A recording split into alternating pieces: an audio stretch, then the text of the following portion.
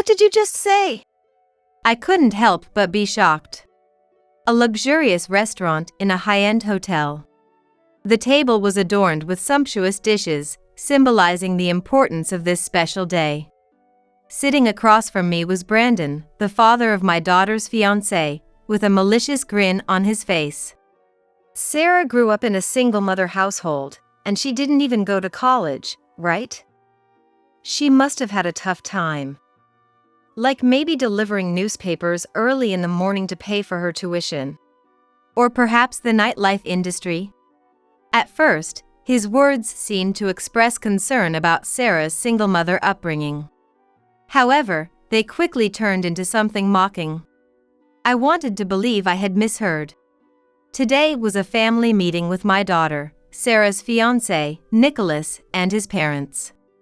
It was an important occasion where we were supposed to become one family, yet the words spoken were incredibly insulting. Being directly or indirectly mocked for being a single mother was something I had sadly grown accustomed to. But this time, the setting made it even more intolerable. Is that so? You must have had a hard time. Miranda, Brandon's wife, sitting next to him, said something unbelievably condescending, as if she truly pitied me from the bottom of her heart. What is wrong with these people? Their behavior was beyond rude. Sarah had told me a bit about Nicholas's parents beforehand. Brandon, a well-known lawyer, famous not only for his skills, but also for the many bad rumors surrounding him. And his wife Miranda, a daughter from an upper-class family who married the son of a lawyer. I had heard she was kind, but judging by her current behavior, she seemed extremely naive. Dad. Mom, how can you say that to Sarah and Jessica? It's disrespectful. Nicholas, sitting next to Sarah, tried to soften the situation. He finally got over the shock of Brandon's abusive remarks and turned red with anger. Sarah had told me that Nicholas was gentle and rarely raised his voice. As Sarah said, he seemed like a kind person, and I found myself nodding calmly despite the unexpected turn of events. What's disrespectful? Miranda, seemingly not understanding Brandon's sarcasm, looked puzzled. Brandon, on the other hand, had a mocking attitude, as if to say, "You inexperienced fool. What's wrong with speaking the truth? I've seen many people from single-mother and single-father households. Many of them ended up committing crimes and came crying to their families. What?" My vision gradually turned red. Being mocked for being a single mother was one thing. But to insinuate that we had lived our lives doing something shameful or criminal was something I could not tolerate. And apparently, Sarah felt the same way. Sure, I didn't go to college, but now I work at the same law firm as Nicholas, and I'm an international lawyer. Haven't you heard that from Nicholas? What? Now it was Brandon's turn to be at a loss for words. I felt a bad sense of satisfaction. But someone like you couldn't possibly become an international lawyer. Don't lie. Have some shame, shame on you. Brandon, his face turning as red as it could get, berated Sarah. The atmosphere was no longer suitable for a family meeting, charged with anger. Sarah tried to respond forcefully, but Brandon spoke first. How did you get that qualification anyway? Probably by offering sexual favors for business deals, right? Single mothers like you and your kind are all the same. Even your dead father, I bet he didn't die in a dignified way either. I heard a sound, like something thick breaking inside me. It wasn't just my imagination. Otherwise, why would my vision be so red and wavering like water? What do you know? Mom? Sarah's worried voice broke through, noticing my change. She was regaining her composure. But it was too late to stop. What do you even understand? My husband died helping others, standing up for his sense of justice. You know nothing about him, about us who loved him and his sense of right. I am Jessica. I met my husband, Rodney, back when I was still a student. At that time, I was confident in my language skills and, being young, I traveled abroad alone. It was during a long summer break. I didn't join any tour groups, just wandered around tourist spots with a guidebook in hand. I knew there were dangerous areas, so I took all possible precautions against theft and pickpocketing. But I am a young person venturing out of a safe area for the first time. I was quickly targeted by a shady local man. Hey there, beautiful. First time here? I know some beautiful spots not in the guidebook. Let me show you around. No, thank you. Please leave me alone. Looking back, my foreign language skills were terrible. Suddenly, the man's speech sped up and became hard to understand. Even though it was just my unfamiliarity, it was probably normal speed for him. I responded awkwardly, with incorrect grammar. That likely made him think I was an easy target. Despite feeling chills, I tried to keep smiling, but he suddenly grabbed my arm. No, let go! It's fine, there's a hotel nearby if you're tired. What is he saying? I thought frantically, struggling to shake off his hand. But the difference in physical strength between men and women was evident. Moreover, he was quite well built. It wasn't easy to break free. I looked around for help, but even in a foreign land, it was the same. People passed by either ignoring us or seeing it as a minor squabble, offering no assistance. I felt helpless. I thought of my parents, who had been worried about my trip until the last moment. I felt sorry for them. I might never see them again. Just as I was about to give up. Hey! There you are! Over here! A male voice I didn't recognize. From his accent, he didn't sound like a local. Both I and the man holding my arm looked puzzled. Unfazed by the tense atmosphere, the man, likely from my own country, approached us with a smile. Who the hell are you? Thank goodness I found you. She's my friend. I lost sight of her for a moment and got worried.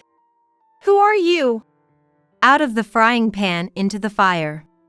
Speaking softly in my native language, I asked the stranger.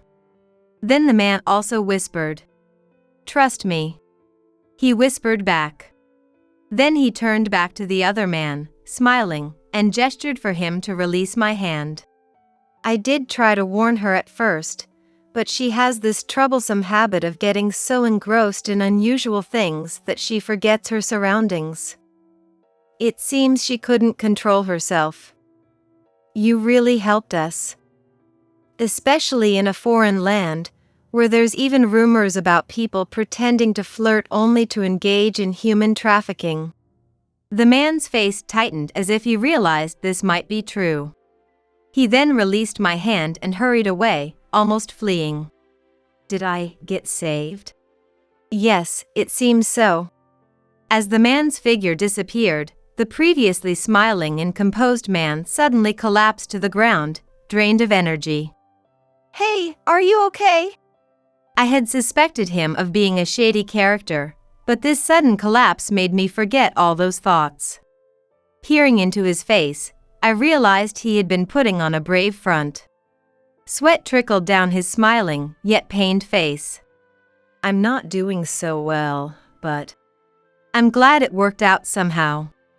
His face showed genuine relief from the bottom of his heart.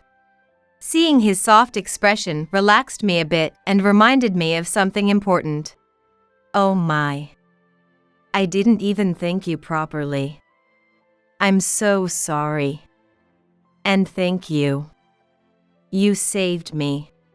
When I hastily expressed my gratitude, the man seemed a bit taken aback. It's really okay. Meeting people, even through small things, is fate. It's only natural to help someone in trouble. He stood up with a smile, lightly brushing the dirt off his pants. Helping someone in trouble is only natural. His calm words echoed in my mind. There are still people like this out there. People who help others in need without expecting anything in return. Just because they have a strong sense of justice. But really, be careful in this country. What I said earlier is not a lie. He was probably referring to the rumors about human trafficking disguised as flirting. Thinking back, I was indeed in a dangerous situation. If this man hadn't helped me. If that other man had taken more forceful measures. When I think about it, I and this man were truly lucky. Thinking about it made me tremble with fear. Well, I'll be going now. His voice snapped me back to reality. I didn't know why. But maybe I was already drawn to his sense of justice at that moment. Wait, please! I found myself calling out to him as he was about to leave. The man turned back with a curious look. I called out without thinking, but had no idea what to say next. Desperately trying to think, I finally said, "Please let me thank you properly. I just realized I didn't even ask your name." It sounded like a cheesy pickup line. But the man, without suspicion, just gave a wry smile and told me his name. My name isn't anything special, but it's Rodney. I'm just a solo traveler. This was how I met Rodney, who would later become my husband. After that incident in a foreign land, we exchanged contact information and, strangely enough, started dating soon after I returned home. Whenever our schedules allowed, we went on numerous dates. I soon realized that Rodney was a man of unyielding integrity and justice. During our dates, if he saw someone in need, even if it wasn't a person, he would rush to help regardless of our plans. For example, if he saw a lost child, he would stay with them until they were reunited with their parents, even if it took hours. Despite his fear of heights, he once climbed a tree to retrieve a baseball for some kids who had gotten it stuck. If he saw an injured stray cat, he would pick it up and rush it to the animal hospital without a second thought, not caring if he got blood on himself. He would take responsibility and care for it until he found it a new home. Honestly, sometimes, I felt a bit uneasy about his tendency to prioritize strangers over me. But that was just how he was, and it was one of the reasons I fell in love with him, so I chose to keep quiet. Time passed, we got married, and the following year, we had a child. Our daughter, Sarah, who had a gentle face just like him. Since Sarah was born, our daily life seemed to be filled with even more happiness. I had a loving husband, an adorable daughter. We weren't exactly wealthy, but we cherished our modest happiness, laughing together as a family. Those were days without any problems. However, those happy days came to an abrupt end. 5 years after Sarah was born, Rodney died at the young age of 31. It was a day I'll never forget. An unseasonal heavy rain was falling. Sarah and I stayed up, rubbing our sleepy eyes, waiting for Rodney, who was late coming home from work. The things Sarah and I talked about. I don't remember the details that much. I only remember the sound of the rain pounding down, and the sudden ringing of the phone informing me that Rodney had been taken to the hospital. With a sleepy Sarah, we finally made it to the hospital through the pouring rain, only to be greeted by Rodney, who was already cold. The doctor standing next to me calmly told me the cause of Rodney's death was drowning. In the midst of this heavy rain, he had jumped into the river to save a drowning boy, and only Rodney ended up losing his life. That was so typical of Rodney, I thought, as a strangely calm part of me noted.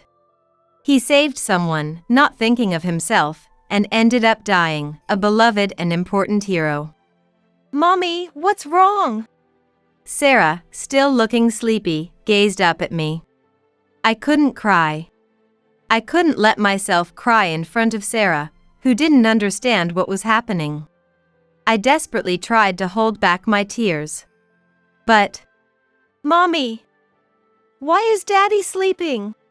Sarah, stop! I instinctively stopped Sarah, who was trying to approach Rodney, and hugged her tightly. I didn't know why I did that myself. Mommy, it hurts, Sarah said from within my arms. But I didn't let go, holding her even tighter. As if to shield her from the reality of Rodney's death, I hugged her small body. Also, as if to shield myself from that same reality. That small, moving warmth. A sign of life. Unable to bear it, I silently let my tears flow. What followed were stormy days. I held Rodney's funeral, desperately, watching Sarah, who finally understood Rodney's death, sobbing. Someone claiming to represent the boy Rodney saved came to the funeral, but I don't remember much, being overwhelmed with arranging the funeral while feeling a deep sense of loss. Even after the funeral, peace did not return to us. With Rodney gone, we became a single-mother household. Fortunately, with the savings Rodney left us, the job I had before Sarah was born, and the support from many people who admired Rodney, we managed to get by. However, relying on that alone would eventually lead to running out of resources. Therefore, I decided to start working again once things had settled down a bit. I worked day and night, without regard to the time.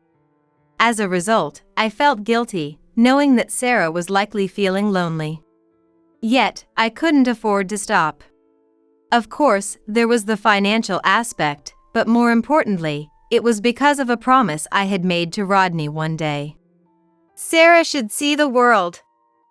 It might be difficult to do it the way I did, but I want her to see the world, to understand it. And one day, I hope she becomes a kind person who can help those in need. These were Rodney's words, often repeated like a mantra during his lifetime. I wanted Sarah to see the world. I wanted her to experience many things. I didn't want her to give up on those experiences because of money. That was my only driving force. Sarah never complained to my face about it. Maybe she was being considerate in her own way. Her grades were always top-notch, so she wouldn't have to go to cram school. Teachers constantly suggested prestigious private schools, but she stubbornly chose public schools. She went through public middle and high schools, and then came the time to think about her next steps. Mom, I have a favor to ask. Sarah said this abruptly. Ever since Rodney passed away, Sarah had never made such a selfish request, possibly out of consideration. Her wish was to travel the world instead of going to college. She wanted to see the world and experience things that school and books couldn't teach, things that could only be understood on the ground. Even knowing her true feelings, I couldn't help but wonder why. As a parent, I wanted her to go to college without worrying about finances and to live a happy life. While I had those thoughts, I also questioned if going to college and living in a narrow world would truly make her happy. Was it right for a parent to crush the first selfish wish of a child who had endured so much until now? Could I, with my own ego, destroy the wishes and promises that Rodney had always spoken of during his life? The answer was, of course, no. All right, go ahead. Fortunately, I had saved enough money over the years to cover the travel expenses without needing to splurge. When I told her this, Sarah cried with joy and repeatedly promised to work and pay it back. But I refused, saying that after all the patience she had shown, she should allow me to do this much. And so, after graduating from high school, Sarah set off on her journey around the world.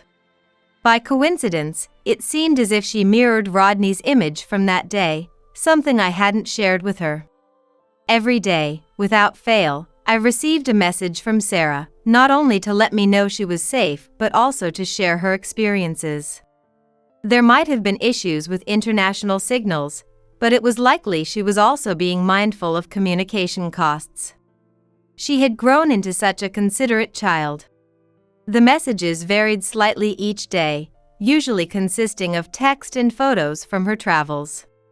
Sometimes, she expressed amazement at the crowds and high prices in major cities abroad, along with photos of skyscrapers she had never seen before. Other times, she shared how people helped her when she was struggling in a foreign country, along with heartwarming photos of her with those who had helped her. There were also times when she entered developing countries, where she was deeply moved by the locals' determination to live their lives despite their circumstances. She felt ashamed of herself for having given up on various things because of being from a single-parent household. With such messages, she sent beautiful photos of sunsets she had seen with the local people. One day, amidst the joyful yet humbling exchanges of messages, there was a note saying, "I'm coming back soon." It read, "Mom, I want to become an international lawyer. When I return, I will study law, go abroad, and get qualified as an international lawyer. I want to help people from many different countries." Sarah didn't know much about Rodney's sense of justice and desire to help others. It was one of the traits that attracted me to him and made me love him deeply. I never realized that Sarah had inherited this beautiful quality from him. She truly grew up to be a kind person, just like you wished. I reported Sarah's growth to Rodney's photo while showing him the message. In the photo, he seemed to have a bittersweet smile. And then, time passed again. When Sarah returned, she worked at a law firm while saving for exam fees and studying for her lawyer qualification. I offered to cover the exam fees, but she refused and insisted on achieving it on her own. Is this what it means for a child to become independent? While feeling proud of Sarah's growth, I also felt a tinge of loneliness. Although she declined financial support, I helped her in other ways, particularly in her daily life. I made her late-night snacks when she worked late and packed sandwiches for her lunch to save on food expenses. "You don't have to go through all this trouble," she said with a wry smile, but she accepted my help nonetheless. Years passed since the journey that changed Sarah, and she finally qualified as a lawyer and worked at a law firm. There, she gained more knowledge and experience, and eventually, with her boss's permission, went abroad. In a foreign land, she achieved her dream of becoming an international lawyer. She sent me this news when she turned 27. Since then, a lot has happened. Just like the day she told me she wanted to become an international lawyer. Along with the notification of her qualification, there was a photo of Sarah smiling. I showed the message to Rodney's photo. "Sarah has grown into a kind person, just like you. She will help many people through law. There will be tough times and challenges. So please, watch over her from your side." I thought of Rodney and made my wish. I had no idea then that a year later, Sarah would meet her future spouse at work and decide to get married. And that I would face such an insulting situation at that family meeting. I quickly recounted my memories and promises with my late husband, and proudly told them about our daughter who inherited his sense of justice and became an international lawyer. Suddenly, the room fell silent. Even the unpleasant parents of her partner, Nicholas, and Sarah herself froze in shock. I had done it. But, although I felt sorry for Sarah, I had no regrets. Rodney had helped a stranger boy selflessly and lost his life. My beloved, proud Rodney. I won't tolerate anyone mocking his life and the reason for his death, even if they are the parents of my daughter's spouse. Brandon's face turned red with anger. Next to him, Miranda paled and looked back and forth between Brandon and me. I braced myself for the worst words imaginable. It was at that moment when I resolved myself. It was Nicholas who broke the silence first, quite unexpectedly. With an expression of disbelief, Nicholas began to speak. That person, could it be? I was the next one to be surprised by what Nicholas said. He was completely right. Nicholas accurately captured Rodney's character from back then, and even knew the name of the hospital where Rodney had been taken. Nicholas, how do you? So it was true. Nicholas interpreted my words as confirmation, and his gentle expression contorted. It was a mixture of joy and regret, a kind of bittersweet smile. Then, suddenly, he apologized deeply. It was more than just an apology. Nicholas? Nicholas. What are you doing? Brandon, enraged, tried to make Nicholas stand up, but Nicholas brushed his arm away and apologized even more deeply. Jessica and Sarah. Even though I didn't realize it, my parents were incredibly rude. Nicholas. You don't have to go that far. That's right. We understand your feelings, Nicholas. Even though we urged him, Nicholas stubbornly refused like a child. No, my parents did something that terrible. Sarah. It might be hard to believe, and even I still can't believe it, but the boy your father saved was me when I was young. It was now our turn to be surprised by his words. This was Nicholas's story. At the time, he was severely bullied at school because of Brandon's bad reputation. On that day, he encountered bullies on his way back from tutoring, and they threw his important tutoring bag into the river. Trying not to worry his parents, he attempted to retrieve the bag by himself. However, young Nicholas slipped and fell into the river. The river, swollen with rain, had a swift current, making it impossible for him to return to the shore on his own. In that situation, Rodney dived into the river to save him, without any regard for his own safety. Rodney first brought Nicholas to the shore, then jumped back into the river to retrieve the bag that had been swept away. Just because Nicholas was in trouble. And as a result, Rodney died. Nicholas knew the name of the hospital where Rodney was taken because his worried housekeeper, who came to pick him up, had called it in. Nicholas was also taken to the same hospital by the paramedics as a precaution. Later, young Nicholas, upon hearing from the nurses that his savior had died, tried to apologize to our family immediately. However, he was prevented by Brandon, who was a renowned lawyer at the time. If it became known that the son of a famous lawyer was bullied and caused someone's death, it would damage his reputation. For such conservative reasons, he left the apology to his representative. Nicholas deeply regretted it. If he hadn't jumped into the river, if he had been more responsible, if he had been a person of justice. Since that day, Nicholas swore to become a lawyer who could help others as much as possible, just like Brandon, but never like Brandon, who was drowned in power. A different kind of silence enveloped the room. Nicholas, filled with rage, remained utterly silent, as if he had become a completely different person. Then, in the next moment, he did something unexpected. He offered a deep apology. "I'm sorry. I didn't realize you were Nicholas' benefactor. I spoke out of turn." Neither Sarah nor I could say anything. I couldn't fully grasp Sarah's feelings. She simply stared quietly at the family she could consider her father's enemy.